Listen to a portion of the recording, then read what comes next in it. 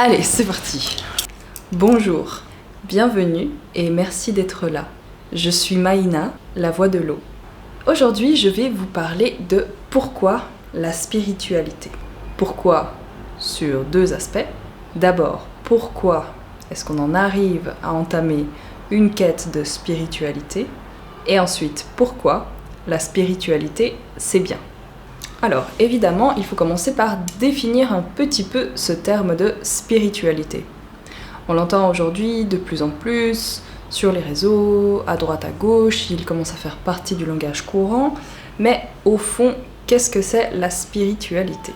Aujourd'hui, je vais vous donner une définition assez succincte de ce terme afin de pouvoir continuer à creuser la question de pourquoi la spiritualité. Mais si vous voulez en apprendre plus sur ce terme spécifique et sur cette notion, je vous invite à regarder mon autre vidéo titrée « Qu'est-ce que la spiritualité ?» Il se peut que cette vidéo soit plus ancienne que celle-ci, ou il se peut qu'elle ne soit pas encore sortie en fonction de quand vous regardez cette vidéo. Le mot spiritualité nous vient du latin spiritus. C'est un mot qui veut dire âme ou encore esprit.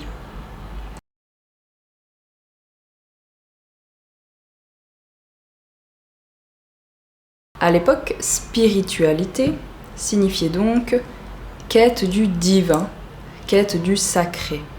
On peut découper la définition de ce terme en deux dimensions.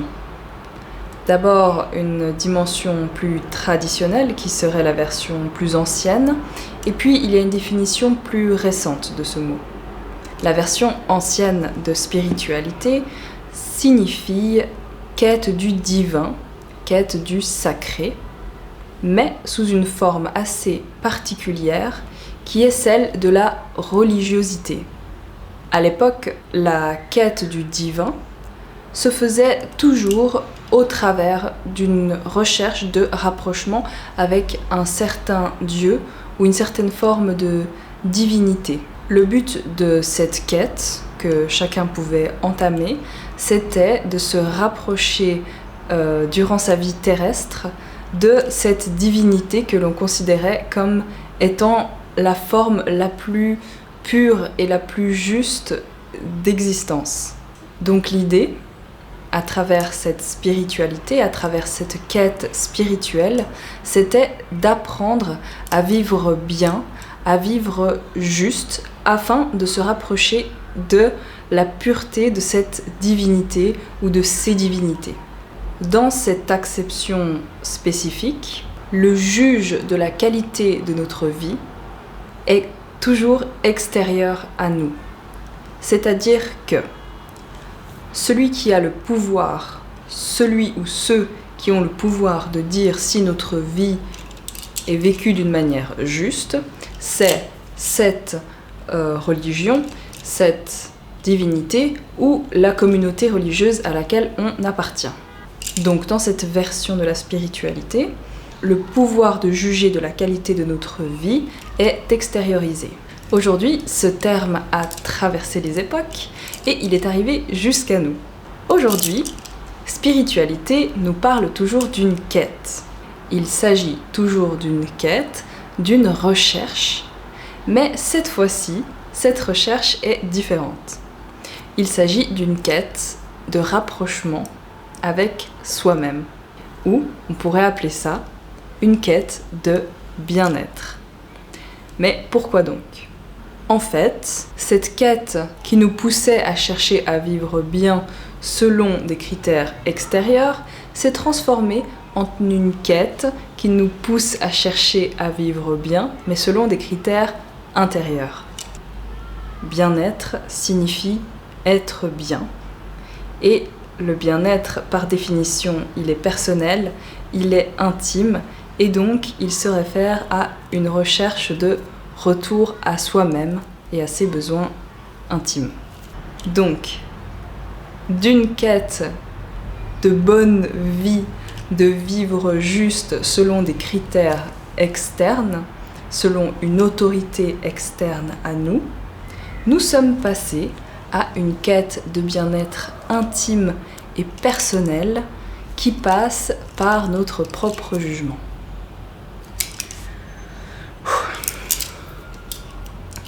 J'arrive pas très bien à m'exprimer aujourd'hui. Aujourd'hui, je possède ma pleine capacité d'expression. Un des traits caractéristiques de la spiritualité, qu'elle soit traditionnelle ou contemporaine, c'est les diverses pratiques qui s'y rattachent. Évidemment, on en connaît beaucoup, que ce soit la prière, le type d'alimentation, le type d'habillement, des pratiques qui doivent se faire dans l'intimité, au grand public, des rassemblements, des danses. Il y a presque une infinité de pratiques liées à la spiritualité traditionnelle qui a été héritée par la spiritualité plus contemporaine. Mais nous y reviendrons plus tard. Donc, nous arrivons à notre premier pourquoi. Pourquoi est-ce qu'on entamerait une quête spirituelle ? Eh ben, c'est logique. Si une quête spirituelle, c'est une quête de bien-être, alors logiquement, tout le monde est sur cette quête, puisque par définition, tout le monde veut être bien. Mais c'est un peu plus compliqué que ça. Parce que si on cherche à se sentir bien, logiquement, c'est qu'avant ça, on s'est senti mal. Et le fait est que, en tant qu'humain, naturellement, on ne cherche pas à être mal. Mais me direz-vous, on se sent tous mal par moments, on a tous des hauts et des bas. Alors pourquoi à chaque fois qu'on se sent mal, on n'entame pas cette quête spirituelle ? Eh bien en fait, ce mal-être qu'on ressent, ou cet inconfort, comme j'aime le qualifier, parce que c'est un terme un petit peu plus léger et qui saisit très bien la sensation que l'on ressent dans ce que je vais vous décrire bientôt. En fait, ce mal-être qui caractérise le début d'une quête spirituelle, il est vraiment très particulier. Ce mal-être, il se matérialise sous forme d'une remise en question.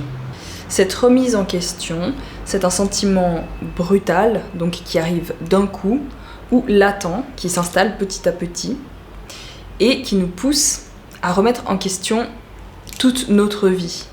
C'est la naissance d'un doute tellement grand qu'il nous force vraiment à remettre en question toute la réalité de la manière dont on y était habitué.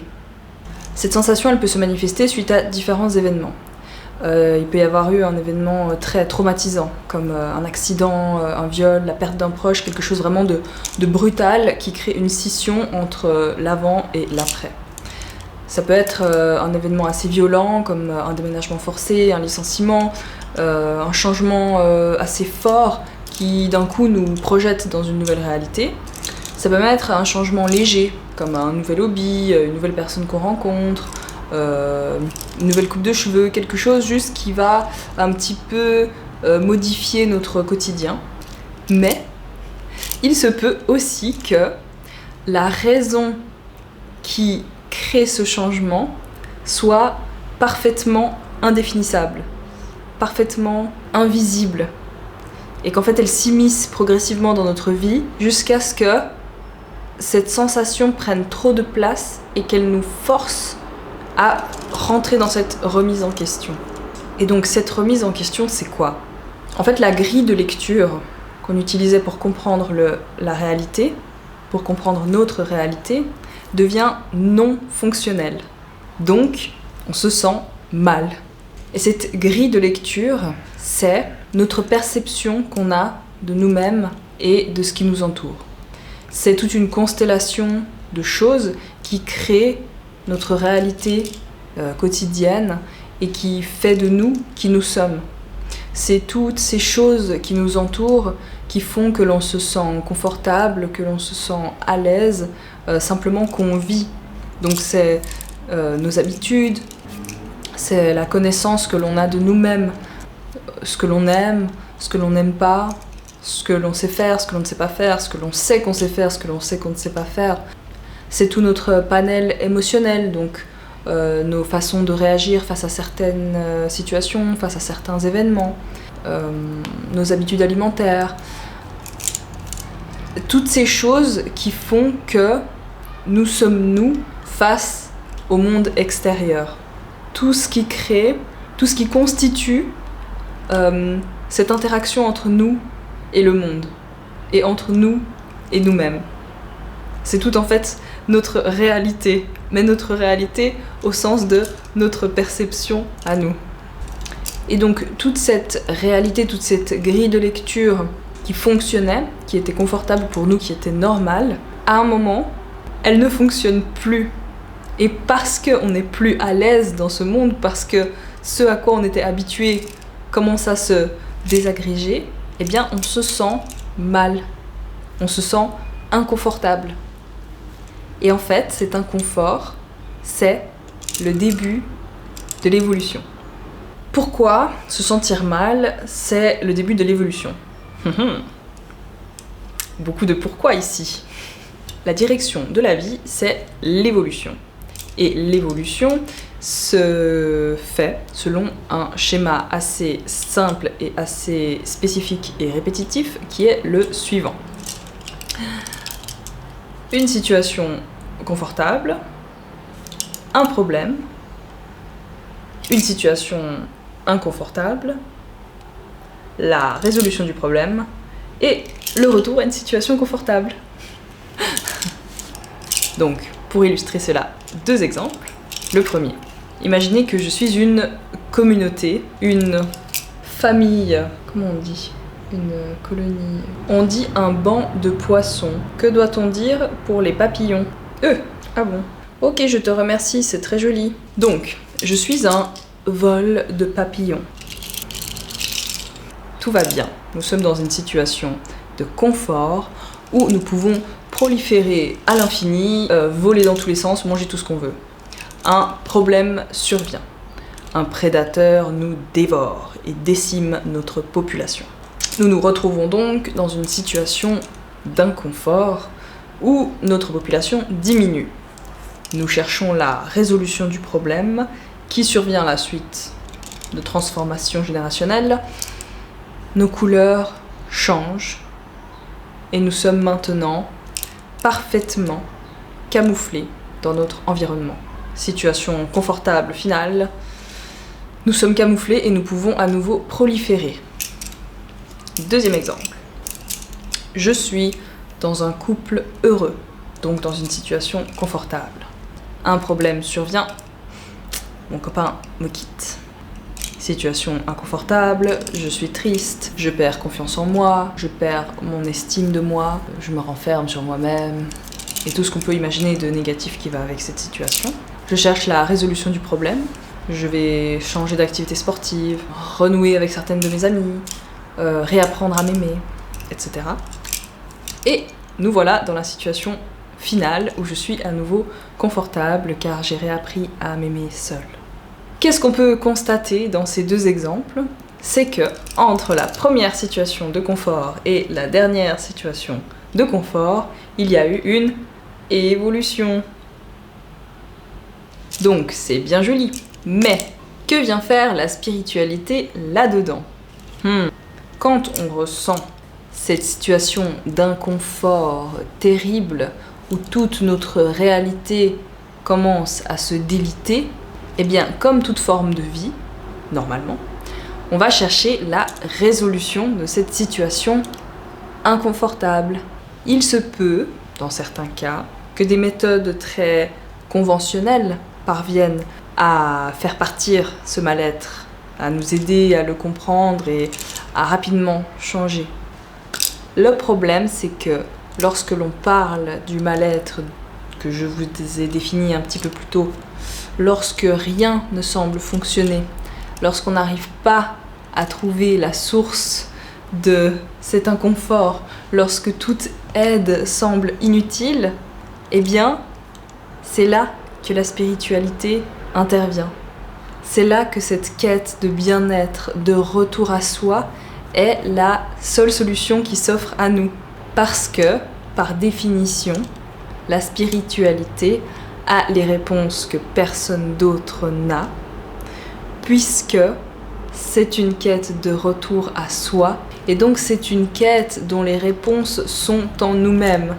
Et les réponses qui sont en nous-mêmes sont des réponses que personne d'autre ne possède. Et donc, via cette quête de bien-être, via cette quête de retour à soi, via cette spiritualité, on va pouvoir apprendre à faire ce que personne ne nous a jamais appris, et c'est dialoguer avec soi-même, avec son être profond, avec nos besoins réels.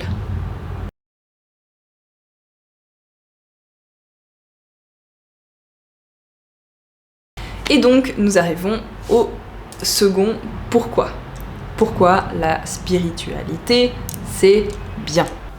Je dois faire une parenthèse. Évidemment que l'on peut entamer une quête de bien-être et une quête spirituelle sans forcément passer par la case destruction de sa grille de lecture de la réalité.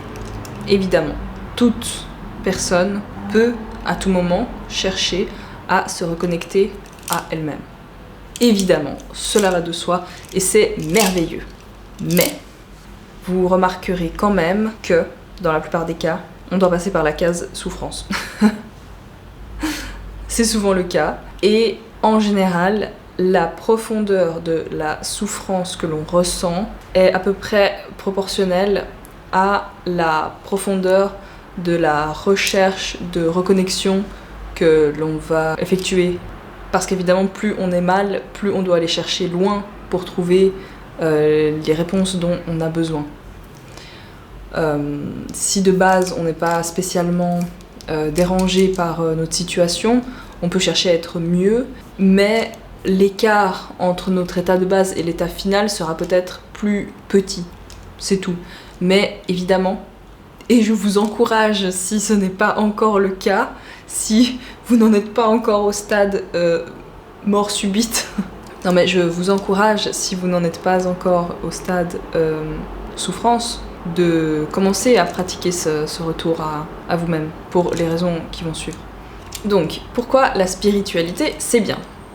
La spiritualité, c'est bien pour plein de raisons. En fait, ça a l'air d'être quelque chose d'un peu perché, tiré par les cheveux, que certains gens pratiquent et puis d'autres pas, et puis on associe la spiritualité à des pratiques occultes et sombres, ou alors complètement perchées et idéalistes, qui seraient en mode peace and love, love and light, machin, mais en fait ça n'a pas besoin d'être ça. Et je vous renvoie à nouveau à mon autre vidéo, qu'est-ce que la spiritualité ? Mais si on prend simplement la spiritualité comme étant une quête de bien-être, la spiritualité c'est n'importe quelle pratique qui nous ramène à nous-mêmes et qui nous aide à comprendre d'une part quels sont nos besoins et ensuite à répondre à nos besoins. Aujourd'hui, la spiritualité, dans son acception contemporaine, comme dans sa définition ancienne, c'est une recherche de vivre bien. Et donc, à l'époque, dans les religions, à l'époque, aujourd'hui encore, mais traditionnellement dans les religions, qu'est-ce que l'on fait quand on donne des préceptes à ses croyants, lorsque on leur indique qu'il y a certaines prières à réaliser, qu'il y a un certain régime alimentaire à suivre, qu'il y a une certaine façon de s'exprimer, qu'il faut se prendre soin de son corps, etc., etc. En fait, on enseigne aux croyants de cette religion comment vivre correctement, comment avoir une vie qui va être agréable, parce que justement, les gens ne savent pas comment vivre bien. Et donc en fait, les textes religieux sont d'une manière générale simplement une invitation à vivre d'une certaine manière afin de se sentir bien.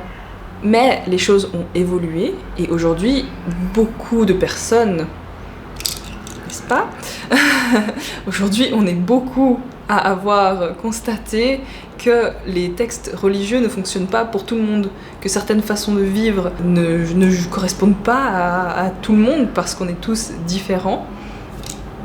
Vivre bien, c'est intime. Donc une seule doctrine qui fonctionne pour tout le monde, ça n'est pas possible. Mais ça peut aussi très bien correspondre à certaines personnes. D'où le fait que certaines personnes sont extrêmement épanouies dans une forme de spiritualité traditionnelle. Nous avons hérité de toute cette évolution spirituelle et aujourd'hui, au lieu d'avoir un texte ou une communauté ou une entité externe qui nous suggère comment vivre bien, qui nous explique, qui nous ordonne comment agir pour vivre bien, eh bien, on en est revenu à la base des bases, qui est se poser la question à soi-même, comment vivre bien. Sauf que nous avons passé l'intégralité de notre vie à fonctionner selon une grille de lecture de la réalité qui n'a pas été construite par nous-mêmes, qui a été construite par des influences externes, que ce soit nos parents, nos familles, nos cercles sociaux, notre culture nationale. Énormément d'influences externes nous ont aidés à construire notre personne, notre compréhension de la réalité qui nous entoure, notre compréhension de nous-mêmes. Mais le fait est que nous ne sommes pas toutes ces choses. Nous sommes nous. Et donc, il se peut que le mal-être qui crée le désaccord avec cette grille ne survienne jamais, mais si ce mal-être survient, c'est une invitation à reconstruire par soi-même cette grille de lecture, cette grille de compréhension du monde extérieur et de nous-mêmes, et de le faire à partir des bases saines qui sont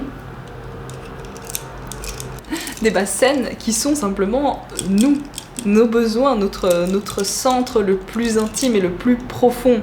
Le problème, c'est que ce n'est pas hyper facile, parce qu'on a passé notre vie à agir depuis un centre qui n'est pas le nôtre, depuis tout ça. Et donc, faire ce chemin de retour à soi pour revenir à la compréhension de ses besoins, de ses désirs, etc., etc., ça peut être long, ça peut être difficile, ça peut forcer à voir des parties de nous que l'on ne veut pas voir, ça peut nous pousser à changer nos relations sociales, ça peut nous pousser à changer nos relations familiales. Enfin, il y a beaucoup de changements qui risquent de survenir suite à cette reconnexion à qui nous sommes. Mais, et c'est un très grand mais, ça vaut le coup. Parce que le bien-être, le bien-être, la joie, la justesse que l'on ressent suite à cette transformation, elle n'a pas d'équivalence sur Terre. Il n'y a rien qui vaut la sensation d'être simplement à l'écoute de soi, de simplement être soi. Et donc pourquoi la spiritualité c'est bien ? Parce que c'est la reconnexion avec notre être le plus profond, c'est réapprendre quels sont ses vrais besoins, quelles sont ses vraies envies, c'est réapprendre ses goûts, qu'est-ce qu'on aime, qu'est-ce qu'on n'aime pas, c'est réapprendre à communiquer avec nous et donc avec tous les gens qui nous entourent. C'est oser dire non, oser dire oui, c'est reconstruire des nouvelles relations avec les gens, des relations plus profondes, des relations plus vraies. C'est apprendre à exprimer ses besoins, à exprimer ses envies, c'est apprendre à écouter les besoins et les envies des autres parce qu'on apprend à respecter les siennes, donc on peut apprendre à respecter celles des autres. C'est une redécouverte de l'existence à partir d'un centre qui, au lieu d'être ici, est ici. Et ça n'a pas de prix.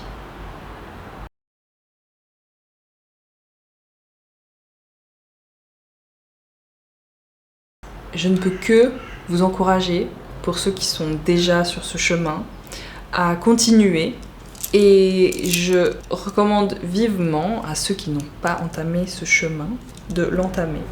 Parce que, à force d'agir de façon désalignée, d'agir non pas à partir de soi, mais à partir de ce qu'on croit être soi, qui en fait est construit sur l'extérieur, eh ben, on finit par se décaler de sa route et on se retrouve à un point qui nous force à remettre en question notre réalité et qui nous force à revenir à la spiritualité. Donc je vous invite, plus tôt que plus tard, à commencer à entamer ce dialogue avec vous-même, avec vos besoins. Je vous invite à vous reconnecter en douceur, avec amour, à qui vous êtes au fond. Et puisque ce chemin n'est pas facile, puisque ce chemin est mystérieux, ça a l'air logique puisque c'est nous.